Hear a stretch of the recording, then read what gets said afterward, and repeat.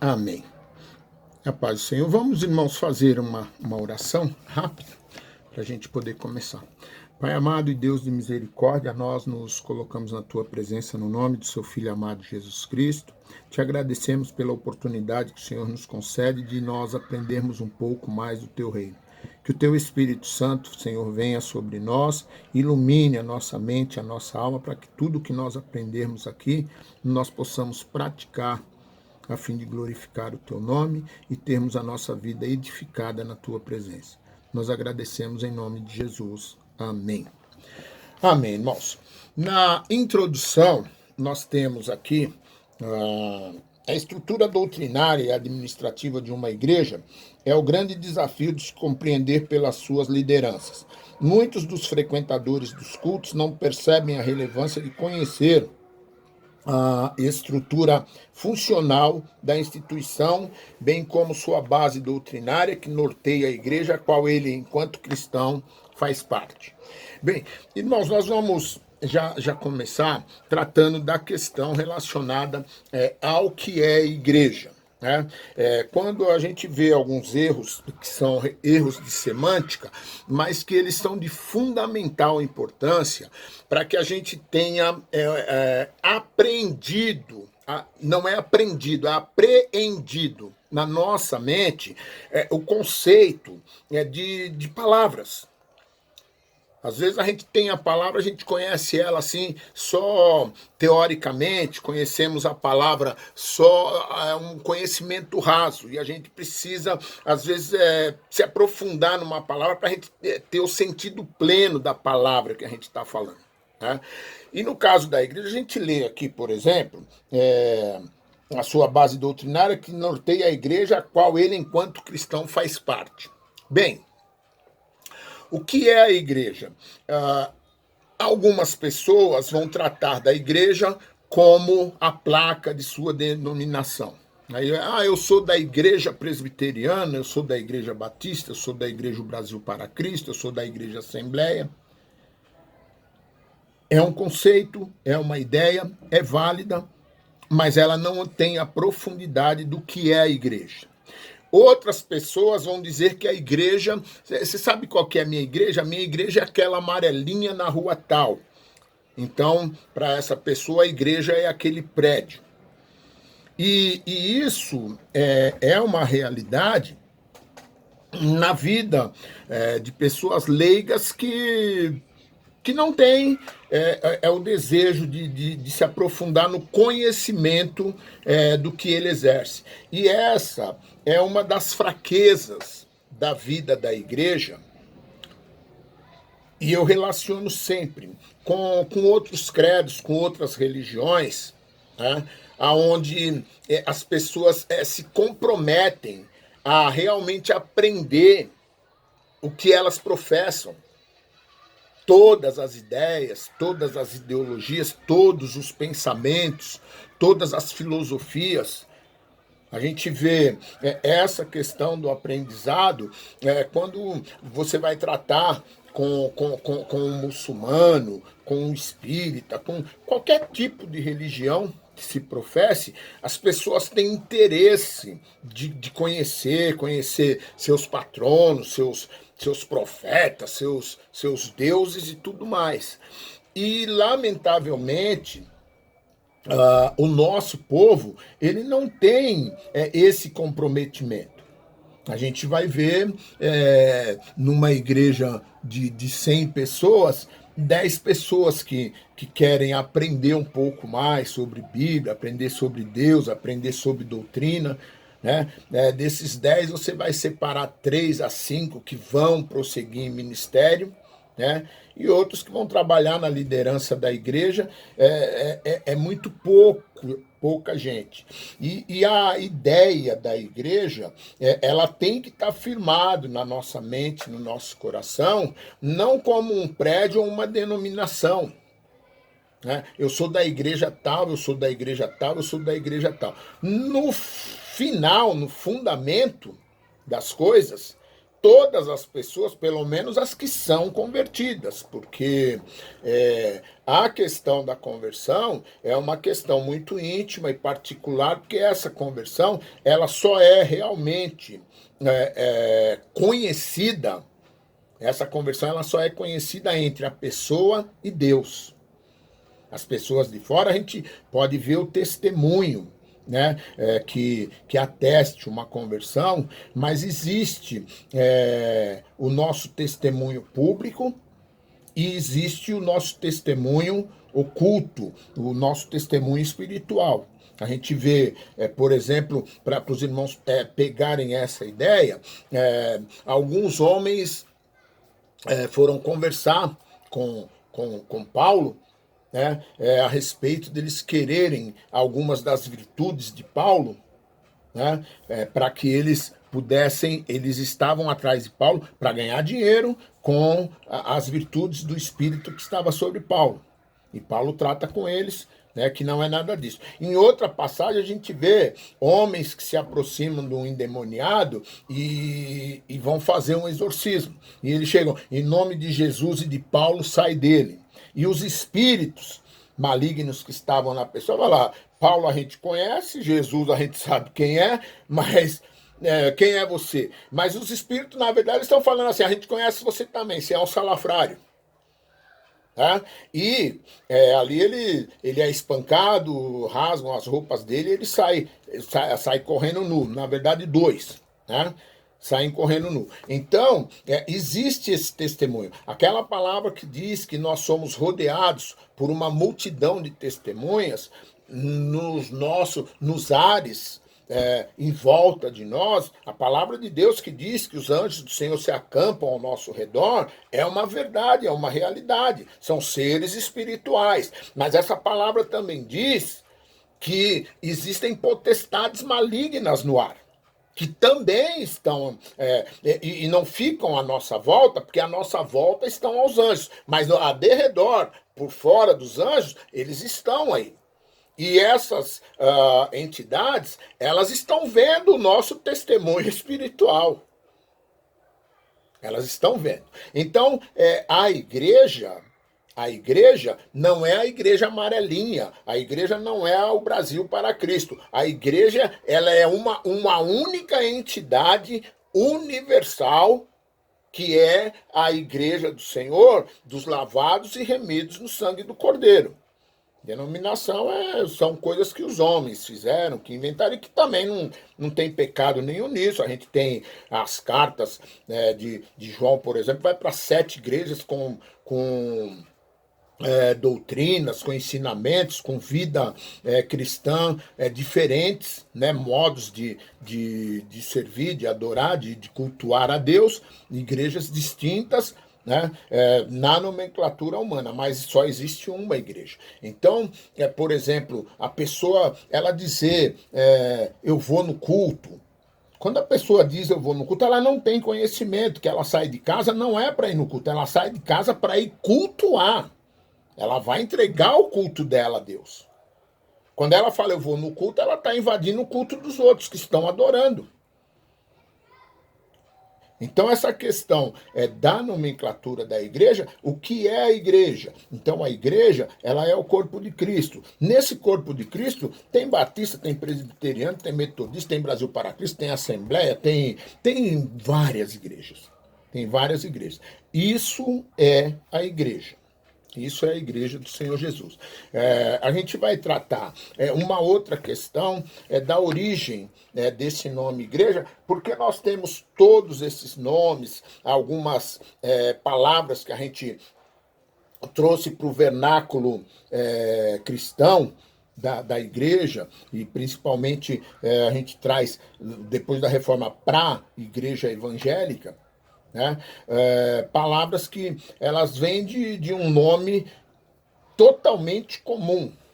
Igreja, no latim, eclesia, né? E esse latim que vem do original grego, eclésia, né? O que era, essa palavra foi tomada do mundo secular e foi, digamos assim, consagrada no mundo cristão, mas ela vem de uma origem secular que não é pecado, nada. O eclésia designa um grupo que é separado de um corpo maior, digamos, de uma cidade, por exemplo. De uma cidade onde alguns homens se reúnem para tratar das questões relativas a essa cidade, sobre rua, sobre saneamento básico, sobre saúde, sobre segurança e tal.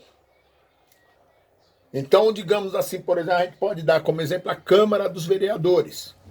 Seria uma eclésia. É um grupo de homens separados do mundo comum para tratar de específico assunto.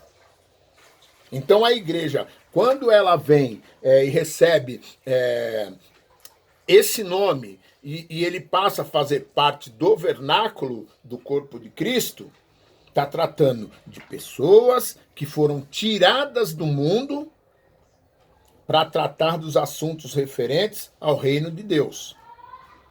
Mas a sua origem não era uma origem consagrada, era uma origem comum. Então nós temos o nome original de igreja, que é eclésia, e a gente saber que ela vem de uma prática comum que havia na época e que esse nome foi emprestado, a igreja o sacralizou, né? Mas a origem dele agora é muito importante a gente ter o conhecimento da origem da palavra. Ela vem de uma preposição ek, né? E depois vem de um verbo que é tirados, do verbo tirar. E o ek, tirados para fora. Então, são pessoas que são separadas. O que é a igreja? O corpo de Cristo são pessoas separadas por Deus, separadas por Jesus, para viver e tratar de assuntos referentes ao reino de Deus. Essa é a origem semântica da palavra igreja. Tá? Bom, os nomes bíblicos da igreja. Vamos para... Deu uma pulada aqui, deixa eu levar de volta. Os nomes bíblicos da igreja. Bom, nós temos diversas palavras que designam o nome da igreja, né? Os nomes que são bíblicos. A gente tem o corpo de Cristo, temos, enfim, o povo de Deus, os filhos de Deus, todos esses nomes em consonância com o que é a igreja. Mas deixa eu voltar lá em cima. Caráter multilateral.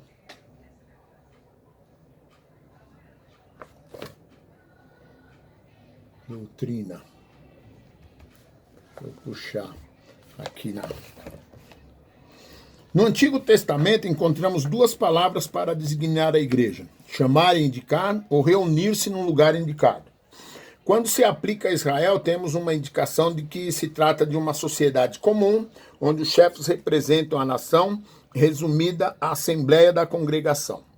Portanto, a Assembleia Social tem conotação espiritual e não apenas representatividade organizacional.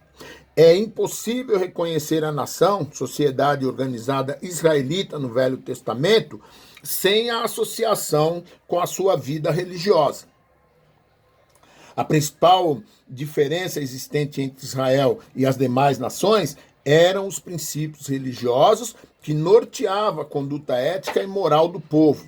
Com isso, os valores do povo eram de origem religiosa e não apenas social. Então nós temos o conhecimento que Deus, ele separa Israel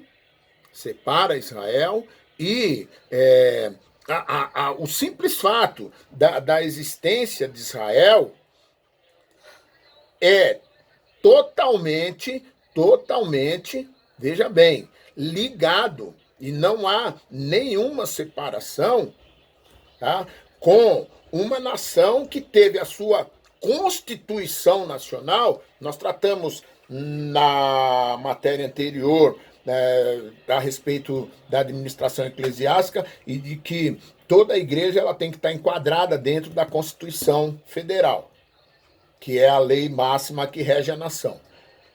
Essa Constituição Federal nossa, ela é uma Constituição onde ela não tem o comprometimento com as coisas do reino de Deus. Nós vivemos numa nação laica onde é permitida a liberdade de religião para todas as pessoas. Todos os credos religiosos têm a proteção do Estado. Então, religiões que nós consideramos como heresias, como pagãs e tudo mais, elas têm a proteção do Estado. Normal, o país é laico. Tá? Só que no caso de Israel, Israel tinha uma Constituição Federal que foi o próprio Deus que instituiu.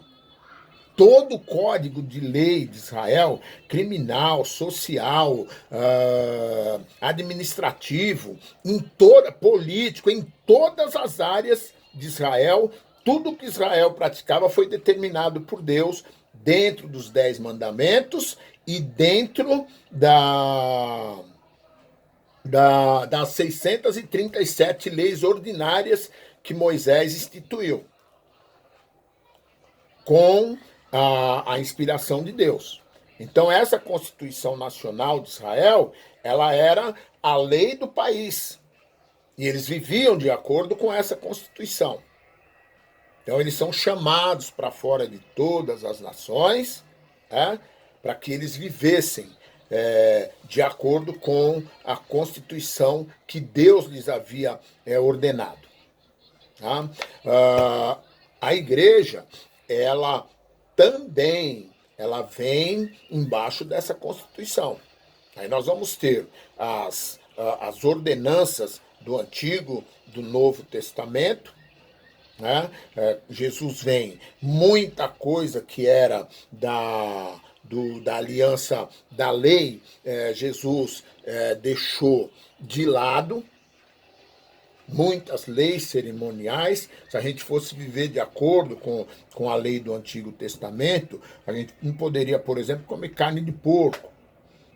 Ele era tratado como um animal imundo pelos israelitas. Isso tudo Jesus aboliu, porque a questão que ele tinha, que era muito mais importante para Deus, era a questão relacionada ao mundo espiritual e a nossa conduta ética, moral, familiar, diferente de todo mundo que vive de acordo com os seus conceitos, com as suas ideias, e fazendo as suas vontades. Então, a gente trata desse princípio da eclésia no Antigo Testamento. No Novo Testamento acontecerá algo similar ao acordo com a nação israelita do Antigo Testamento. O nome igreja vem da tradução do grego, língua original do Novo Testamento, eclésia, que significa em português chamar para fora, e convocar, ou ainda também do grego, sinagogue, e aí a gente vai estar fazendo essa ligação da eclésia com a sinagoga, porque a sinagoga era a igreja dos judeus. A gente vai ter essa transição do judaísmo, aonde a Israel unida tinha o templo, depois com a destruição de Israel e a levada do povo judeu para a Babilônia, acaba-se o tempo da adoração no templo, e isso é erradicado. E no exílio, o povo judeu, eles instituíram meios de continuar as suas reuniões de adoração e de manter acesa a chama da sua fé judaica, e eles instituíram, então, as sinagogas, que seriam casas locais onde eles se reuniam, tinham um número correto, tinha um número específico de pessoas para participar de cada uma, mas ela era o que a gente chama da igreja hoje. Então, traduzido, e no caso da sinagoga, traduzido por reunir-se ou a assembleia da congregação. A preposição ek, do grego eclésia, pode ser traduzida como dentre as massas do povo comum, indicando que a igreja é composta por aqueles que foram chamados do mundo da humanidade, ou seja, aqueles que são norteados pelos valores dos humanos para viver em um mundo com valores divinos. Tá? O próprio nome igreja, do grego eclésia, já indicava no início do cristianismo a compreensão que os primórdios tinham da comunidade fundada por Jesus. Eles entendiam que precisava da organização humana para a funcionalidade da instituição divina. Nós tratamos em administração eclesiástica a respeito dessa característica dupla da igreja, que seria a organização igreja, que dentro desse tema da organização, por exemplo, a Igreja de Cristo, ela é obrigada pelas leis divinas a se enquadrar de maneira correta dentro da constituição da nação onde ela está inserida. Desde que essa Constituição ela não fira princípios bíblicos. Se ela ferir princípios bíblicos, então a igreja, para ser constituída e ser igreja de Cristo, ela vai precisar ir para a clandestinidade, porque ela não vai poder cumprir alguns requisitos que uma Constituição que não vive de acordo com a Bíblia impõe como lei.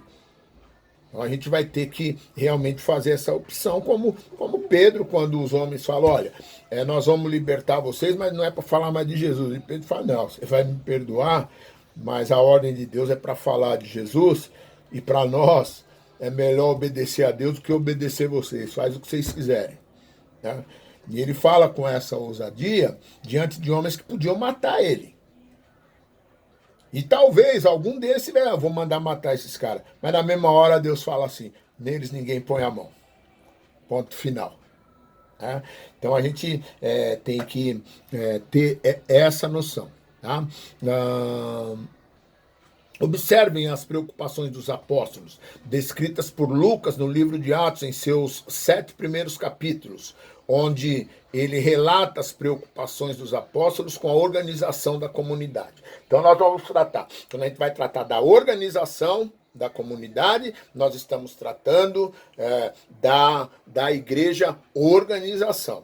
Quando a gente vai tratar do organismo da comunidade, o que é o organismo? A vida da comunidade, a vida espiritual. E é por conta disso que os apóstolos, em certo momento, eles tendo muitas discussões dentro da igreja, muitas dissensões, eles falam, olha, nós vamos escolher homens para exercer o diaconato, que eles vão fazer o serviço secular da igreja, distribuir mantimento, organizar água, organizar a banheira, organizar as compras de papel higiênico, essas coisas todas. Nós, porém, vamos permanecer em oração e na meditação da palavra, porque é aí que está o alimento do organismo, da igreja organismo. Então, fica a organização ao critério dos diáconos, a liderança da igreja e o ministério, os apóstolos, os pastores, os presbíteros, os oficiais da igreja, eles têm que ter esse comprometimento de meditar na palavra e viver uma vida de oração e consagração.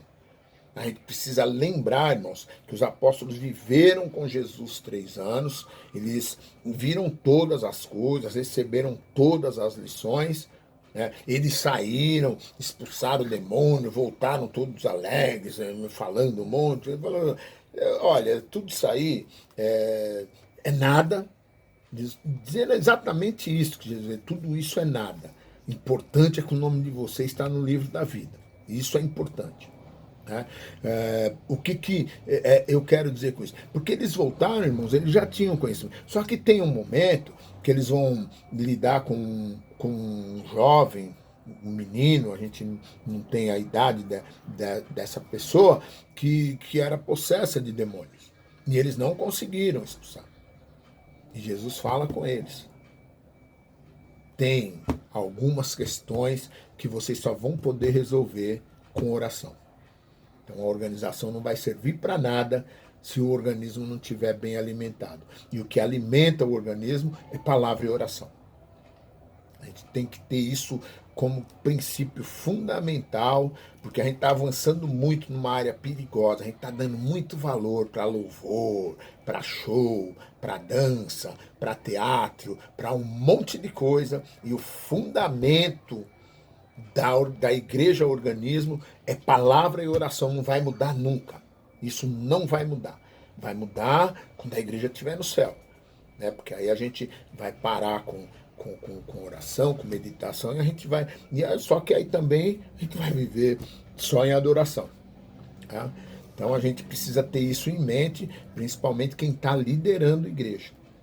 E quando a gente fala liderando, a gente não está tratando aqui especificamente de pastores. Porque a líder das crianças, ela é a pastora das crianças.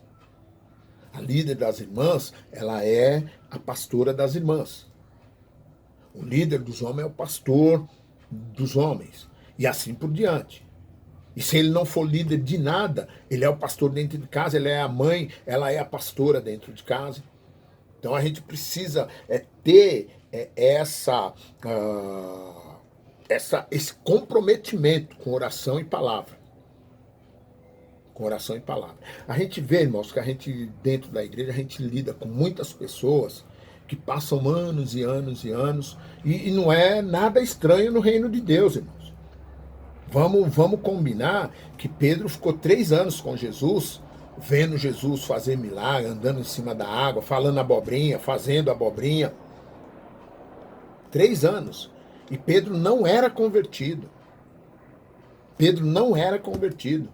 Pedro se converteu depois que Jesus ressuscitou. Sabe qual que é o episódio da conversão de Pedro? Foi quando Jesus trata com ele. Pedro, você me ama? Apacenta. Ali ele foi transformado em outro homem. Mas antes disso, ele era só um religioso. E muitas vezes como nós.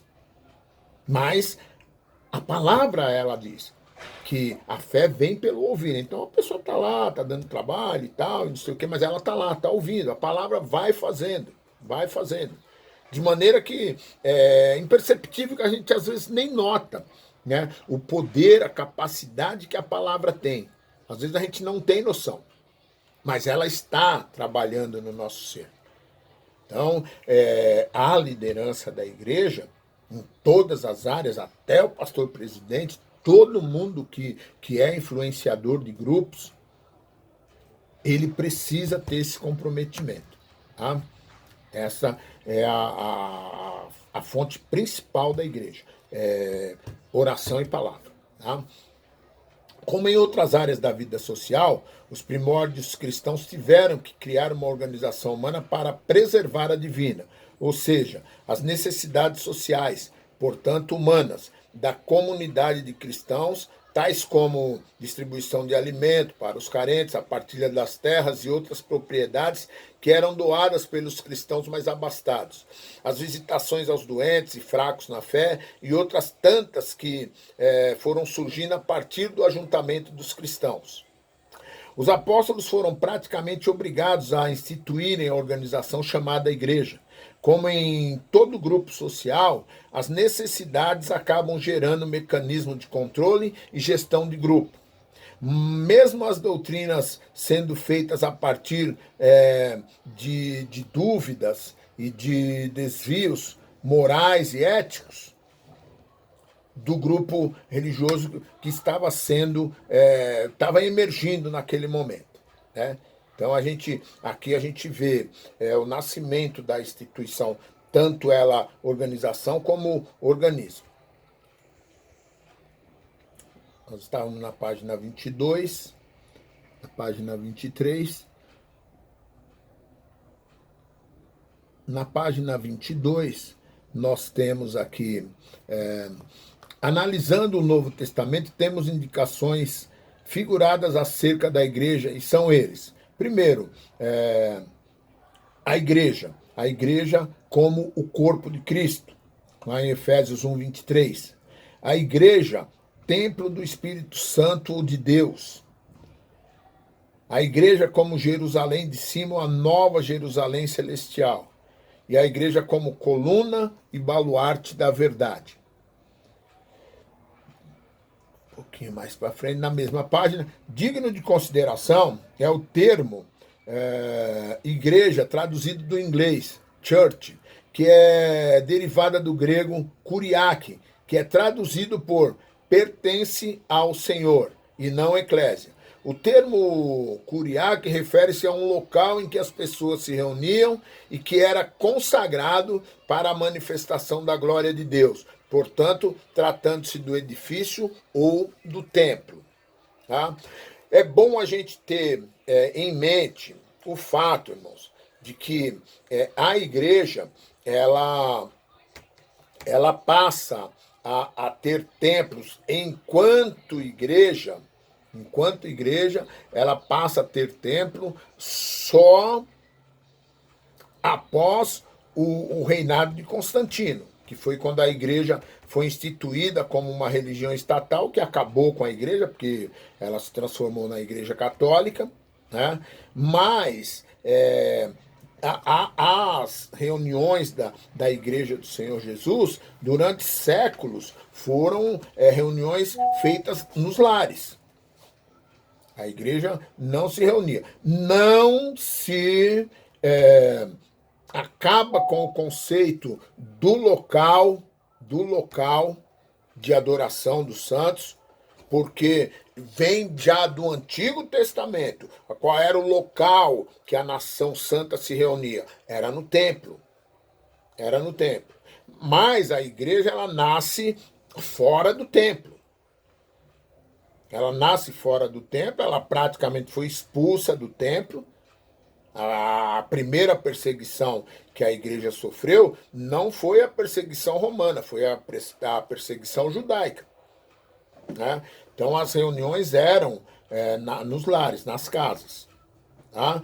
Depois, quando Constantino diz que se converte e transforma a igreja na religião do Estado, aí que se começou a construir uma série de templos para isso. Mas o que isso traz para a gente somente o conhecimento de que, de fato, né, a igreja, ela não é o templo, não é o local, a igreja não é a denominação, a igreja não é a placa. A igreja é a reunião dos santos.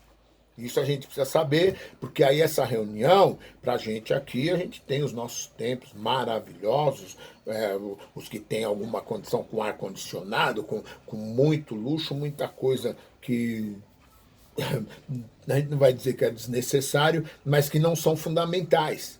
Por que a gente precisa saber disso, irmãos? Porque num período em que se começar a perseguição à igreja, né, a gente vai poder ter que aprender a conviver como os nossos irmãos